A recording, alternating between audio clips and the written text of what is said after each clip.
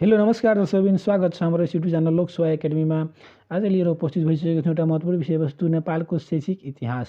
र नेपालको शैक्षिक इतिहासलाई तीन भागमा तीन वर्गमा विभाजन गरिएको छ। एउटा रहेको छ प्राचीन काल, मध्यकाल र आधुनिक काल रहेको छ।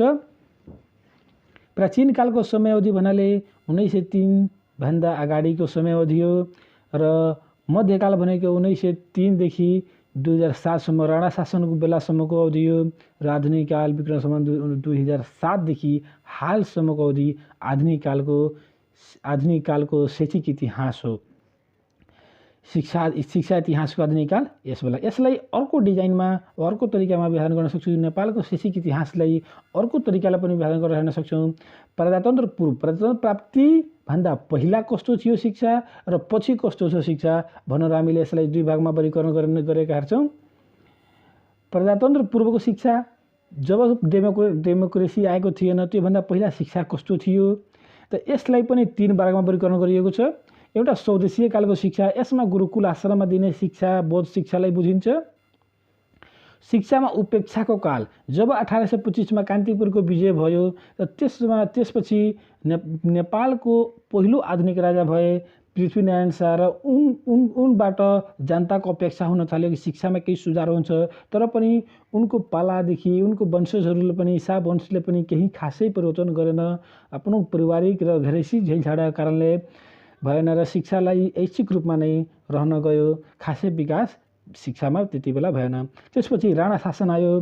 राणा शासन जब कोतपरपछि जङ्गबहादुर प्रधानमन्त्री भए, त्यसपछि शिक्षामा विरोधको सुरुवात भयो। तर त्यो विरोधको काल भन्दै पनि धेरै घटनाहरू, धेरै शैक्षिक घटनाहरू, धेरै शैक्षिक संस्थानहरू खुलेको भनेको एक राणा शासनको पालामा नै रहेको छ। जसमध्ये एउटा दरबार हाई स्कुल, दरबार स्कुल 1910 असोज 27 स्थापना भएको हो।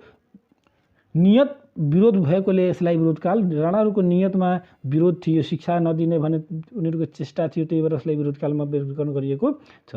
अर्को रहेको छ प्रजातन्त्र पछिको शिक्षा। प्रजातन्त्र पछि जब डेमोक्रेसी नेपालमा आयो, त्यसपछि नेपालमा कस्तो शैक्षिक घटनाहरू र शिक्षामा सुधार के कस्ता भए, त हामीले यसलाई दुई वर्गमा विभाजन गरेर हामी हेर्छौँ। पहिलो रहेको छ राष्ट्रिय शिक्षा पोथीको योजना भन्दा पहिला 7 देखि 28 सम्म एउटा, र एउटा रहेको छ यो मिसप्रिन्ट भएको छ, एउटा 28 देखि हालसम्म शिक्षामा कस्तो सुधार र कस्तो शैक्षिक घटनाहरू भएको छ, यसरी हामीले विभाजन गरेर हेर्छौँ। अब हामी हेरौँ प्राचीन कालको शिक्षा। प्राचीन कालमा कस्तो शिक्षा थियो त यसलाई हामी हेर्न सक्छौँ। प्राचीन कालको शिक्षाको समयावधि भन्नाले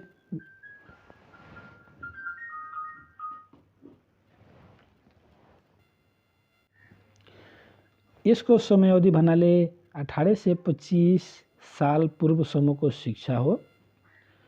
यो प्राचीन कालको समयावधि 1825 जब पृथ्वीनारायण शाहले कान्तिपुर विजय गर्नुभन्दा पहिला वा नेपालको राजा हुनुभन्दा पहिलाको समयलाई प्राचीन कालको समय भनिन्छ। त्यतिखेर मानिसको आयु 100 वर्षको मानिन्थ्यो। प्राचीन कालमा मानिसको आयु 100 वर्षको मानिन्थ्यो र यसलाई 100 वर्षको मानि 4 भागमा विभाजन गरिएको थियो। पहिलो रहेको छ सुरुको 25 वर्ष ब्रह्मचार्य आश्रम शिक्षा लिने उमेर। दोस्रोमा छ दोस्रो 25 वर्ष गृहस्थाश्रम धनोपार्जन र सन्तान वृद्धिको समयलाई 25 वर्ष छुट्याइएको छ। त्यस्तै 25 वर्ष वनप्रस्थान आश्रम सांसारिक वासना र भोगबाट अलग हुँदै जानु उमेर भनेको यो रहेको छ वनप्रस्थान आश्रम।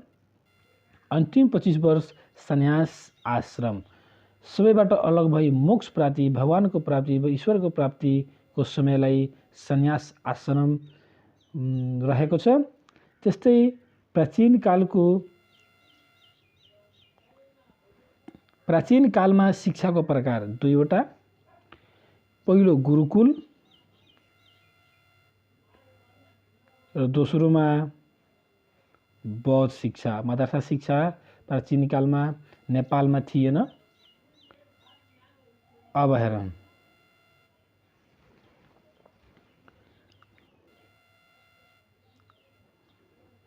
गुरुकुल शिक्षा भनेको के हो?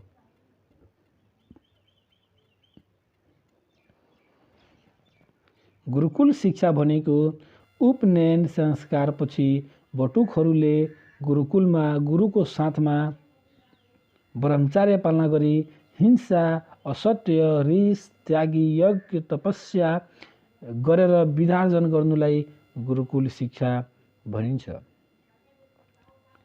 त्यस्तै उपनयन संस्कार भन्नाले धार्मिक संस्कार हो, धार्मिक पूजापाठका विधिहरू हो।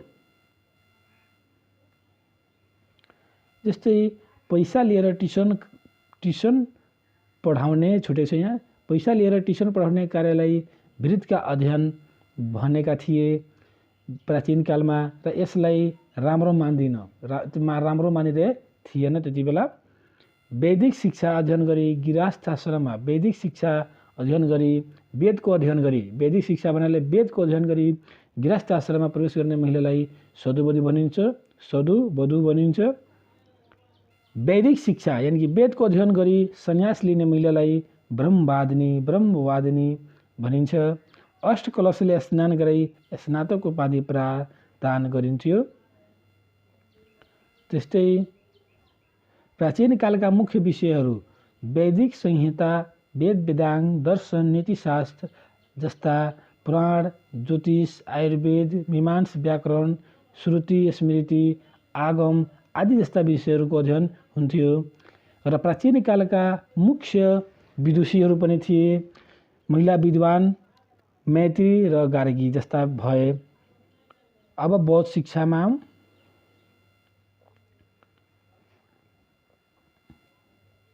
बौद्ध शिक्षा भगवान बुद्धको उपदेश तथा दर्शनमा आधारित शिक्षा हो। यो शिक्षामा वर्णभेद थिएन। हाम्रो सांस्कृतिक शिक्षामा वर्णभेद थियो, तर यो शिक्षामा वर्णभेद, जातिभेद थिएन। अध्ययन केन्द्र कस्ता थिए त? बिहार। यो बौद्ध शिक्षा दिने स्थानलाई बिहार भन्ने गरिन्छ। मठ, बहाल र भिक्षुहरूको सङ्घमा हुन्थ्यो। बौद्ध शिक्षाका माध्यम पाली र प्राकृत भाषामा हुन्थ्यो। मुख्य विषय यो शिक्षाको मुख्य विषय जातक र त्रिपिटक। बौद्ध धर्मको मुख्य ग्रन्थ जातक र त्रिपिटक नै हो, र यो शिक्षामा पनि यही ग्रन्थको शिक्षा दिन्छ, र बौद्ध साहित्य र दर्शनको पनि शिक्षा दिने गरिन्छ। मदरसा शिक्षा पछि आयो। प्राचीनमा यो नेपालको शैक्षिक इतिहासको प्राचीन शिक्षामा पर्दैन, मध्यकालभित्र पर्ने शिक्षा हो यो। किनकि मुसलमानहरू रत्नमलको पालामा प्रवेश गरे र त्यस धेरै दिनपछि, धेरै वर्षपछि मदरसा शिक्षाको सुरुवात भयो। त्यही भएर यसलाई प्राचीन कालको शिक्षामा नेपालमा राख्न सकिँदैन। मदरसा शिक्षाले हेर, इस्लाम धर्म आधारित शिक्षा मदरसा शिक्षा हो। इस्लाम धर्मको प्रवर्तक मोहम्मद पैगम्बरको उपदेश र इस्लाम धर्म संस्कृतिमा आधारित मदरसा शिक्षा हो। उर्दू र अरबिक भाषा सामान्य रूपमा प्रयोग गरिन्छ। अब त्यति बेला प्राचीन कालमै लिच्छवीकालीन शिक्षा लिच्छवी शासनको बेलामा शिक्षाको अवस्था कस्तो थियो र के कस्ता शैक्षिक घटनाहरू भए त अब हामी हेर्न सक्छौँ। शिक्षा हेर्ने प्रशासनिक एकाइलाई अग्रहार भनिन्थ्यो।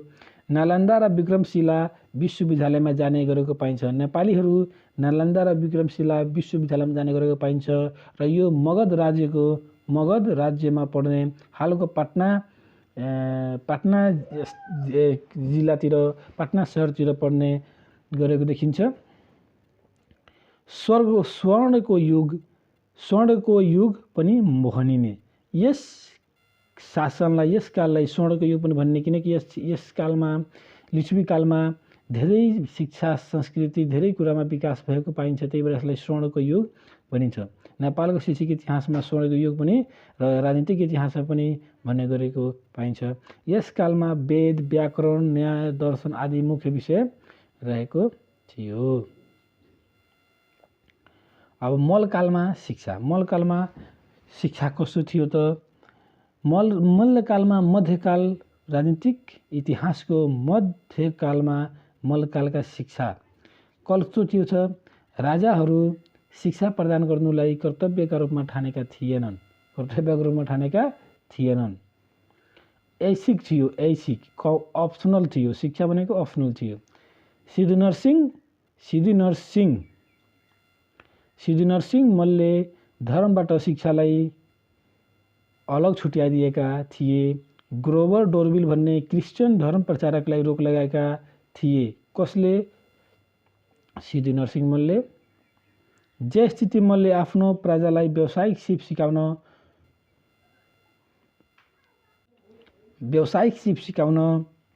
67वटा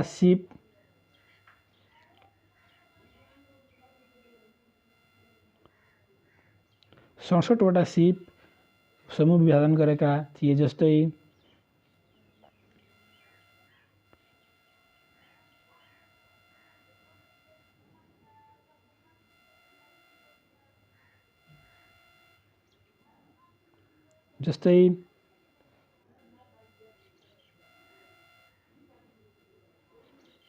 फूलमालाको व्यवसाय गर्नलाई माली भनिन्छ। काँसको काम गर्नलाई कन्स्कर भनिन्छ। तामाको भाँडा बर्तनको काम गर्नलाई ताम्रकार र खाद्यान्नको काम गर्नलाई टन्डुकार र कपडामा रङ लगाउनलाई रञ्जितकार आदि 67वटा व्यावसायिक सिप विभाजन गरी शिक्षा दिने गरेको पाइन्छ। कसको पालामा? जयस्थिति मल्लको पालामा। जस्तै मल्लकालमा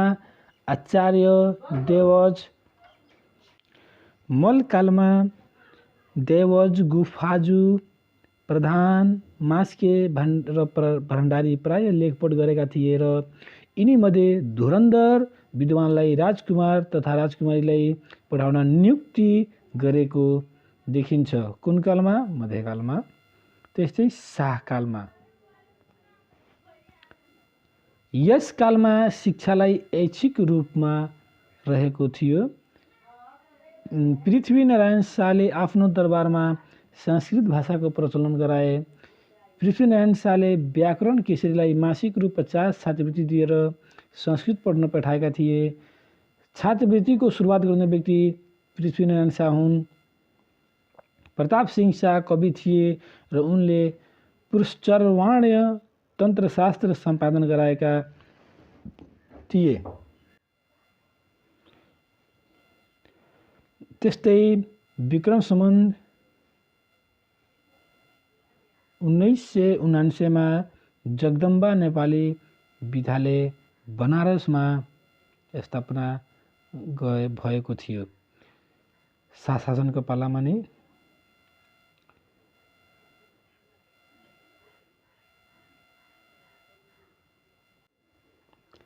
त्यस्तै अब राणाकालीन शिक्षालाई हेरौँ। राणाकालीन शिक्षा।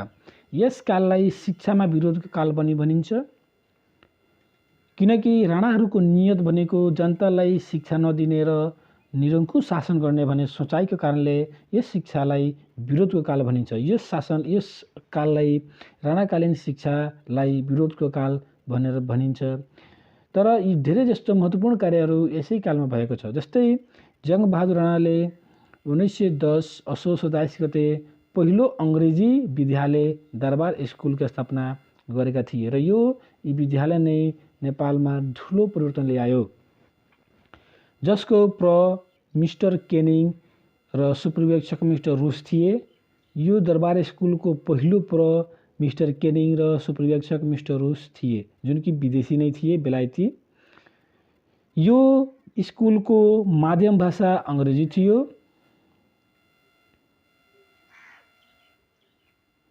त्यस्तै दरबार स्कुल सुरुमा कक्षा 1 देखि 5 सम्म सञ्चालनमा थियो। दरबार स्कुलमा इतिहास र भूगोल पढाउन निषेध गरिएको थियो। विक्रम सम्बन्ध 1915 मा शिक्षा विभागको स्थापना भयो र प्रथम डाइरेक्टर बबरजङ राणा भए। विक्रम सम्वत 1927 जङ्गबहादुरको पालामा नारायण हिटी संस्कृत पाठशालाको स्थापना भएको थियो। यस भिडियोमा यति नै।